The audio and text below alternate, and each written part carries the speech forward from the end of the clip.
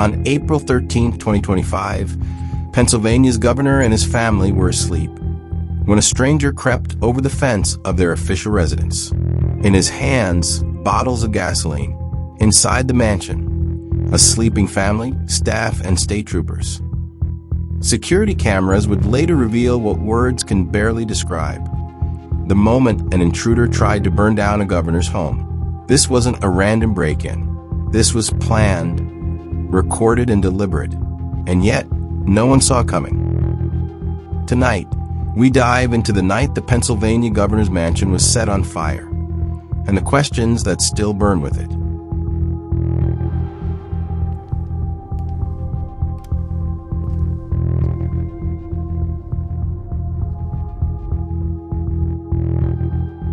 Welcome. I'm the Archivist, and this is True Crime Stories, pulling threads of truth from the darkest knots. Here we preserve the record, dust off forgotten files, and follow the evidence wherever it bleeds. No rumors, no fluff, just a case, the victims, and the facts that refuse to stay buried. Welcome to the case of the Pennsylvania arsonist.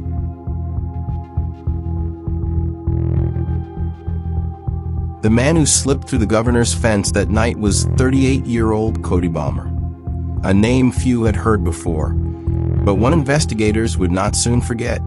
In the footage, he moves with eerie calm, carrying 2 makeshift firebombs and a small sledgehammer. He pauses, glances toward the mansion's windows, and then, without hesitation, throws. Flames bloom against the brick. Smoke curls upward, lighting his face in orange. He breaks another window, steps through the frame, and walks deeper into the house, as if he belongs there. Every motion is measured, every strike deliberate. At one point, the video shows him pacing outside a closed door, the same hallway where the Shapiro family slept just beyond the wall. You can almost sense him deciding, calculating. But something interrupts his rhythm. Maybe the sound of movement, maybe the first alarm tripped by heat. He turns, pulls back into the night, leaving fire and chaos behind him. Within minutes, the mansion's smoke detectors screamed to life. Troopers rushed through the corridors, guiding the governor's children out into the cold April air. And somewhere in the dark, the man who set it all in motion vanished into the streets of Harrisburg.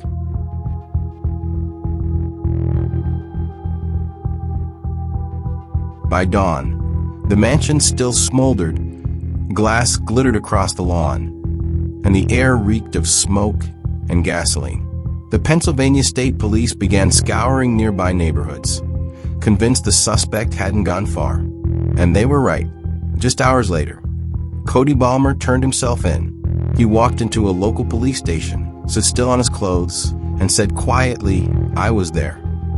When investigators pressed him, his words came out flat. No apology, no anger. He told them he had come to kill the governor. He spoke of politics, of injustice, of voices in his head. He claimed the world was collapsing, and that his act was a statement, a message. But behind the manifesto was something simpler, a man unraveling. Detectives who interviewed Balmer described him as calm, almost detached. When asked why he stopped, he said, "I couldn't see through the smoke." That single sentence chilled even seasoned officers. Balmer was arrested on the spot and charged with attempted murder, arson, aggravated assault, and terrorism. He was transferred to the Dauphin County Prison, where for the first time, the state came face to face with a man who tried to burn its leader alive.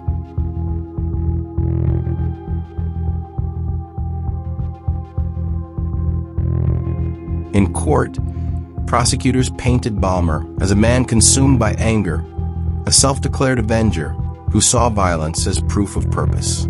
But when psychiatrists were brought in, a different picture emerged.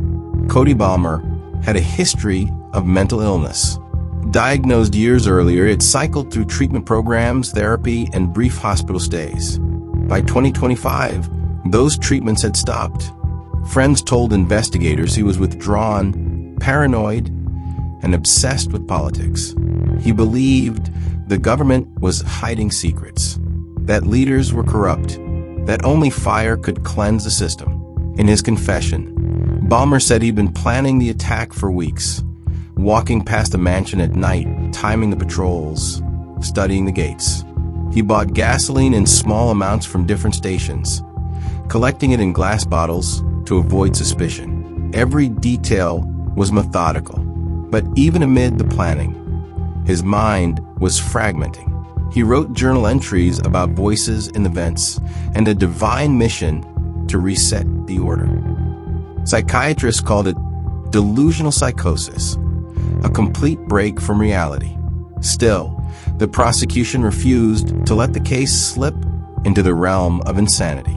They argued that Balmer's precision proved control, that he knew what he was doing, and that he chose to act. Some crimes are impulsive, others are ritualistic.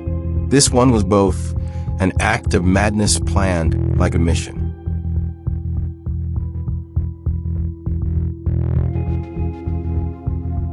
When Cody Balmer finally appeared in court, the room was silent. He wore a gray jumpsuit, his wrists bound, eyes fixed on the floor. The prosecutor spoke first, a timeline of fire, broken glass, and intent. They showed the security footage. Balmer moving through smoke-filled hallways, the flames licking the walls behind him, the echo of his hammer striking glass. Every juror watched, every flash of light reflected in their eyes. The evidence was overwhelming. Gasoline residue on his clothes, burn marks on his hands, fingerprints on the shattered frame. There was no question about what he did, only why. The defense pleaded for mercy. They said his mind had fractured, that he needed treatment, not a cell. But the prosecution argued this wasn't confusion. It was calculation. He had prepared, planned, and executed. That made it terrorism, not tragedy. When the verdict came, there were no gasps, only the weight of finality.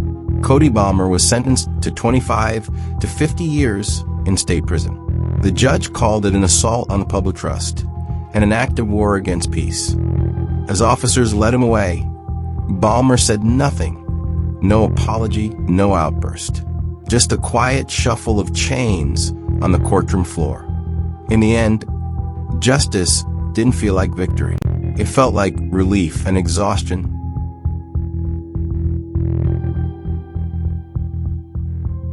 If you're finding this shocking, please like this video, subscribe to True Crime Stories, and let me know in the comments where in the world you're watching from. I read them all and appreciate your viewpoints. When dawn broke over Harrisburg, smoke still curled from the governor's mansion roof. The damage was visible: scorched brick, shattered glass, the scent of chemicals lingering in the morning air. But what lingered longer was the unease. Governor Josh Shapiro appeared in public the following day. His voice was calm, but his words carried the weight of what almost happened. He thanked the officers who rushed his family to safety and spoke of gratitude, but also fear. Fear of how easily the line between rhetoric and violence had been crossed. Across Pennsylvania, the attack dominated headlines. Parents who'd once walked past the mansion with their kids began to ask hard questions.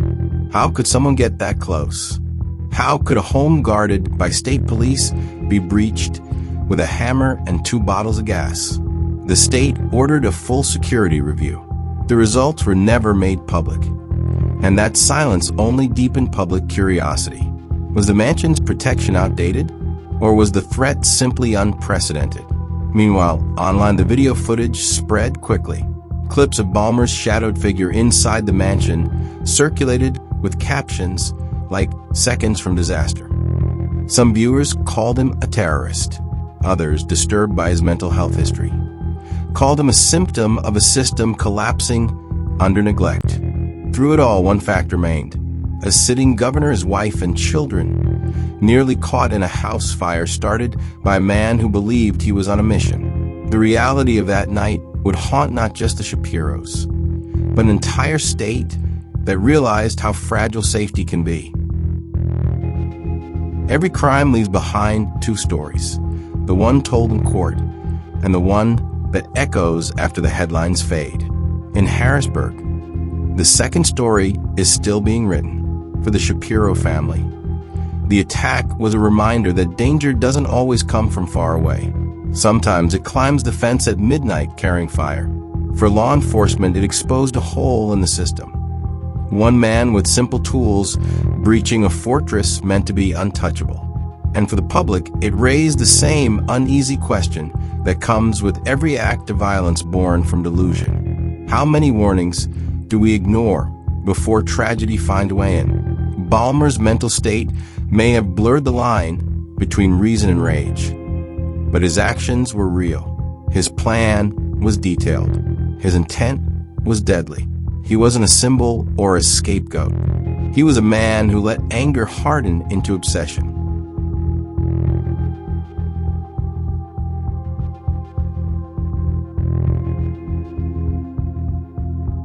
In the months since, the mansion has been repaired, new windows, reinforced gates, more cameras.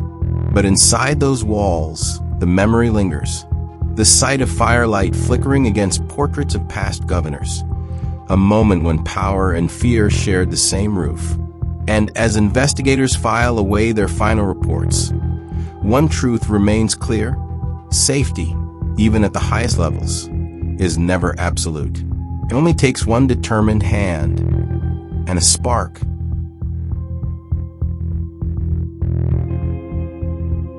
In the end, what happened on April 13th wasn't just an attack on a building. It was an attack on the idea of safety itself. For one night, the highest office in Pennsylvania became just another home under siege.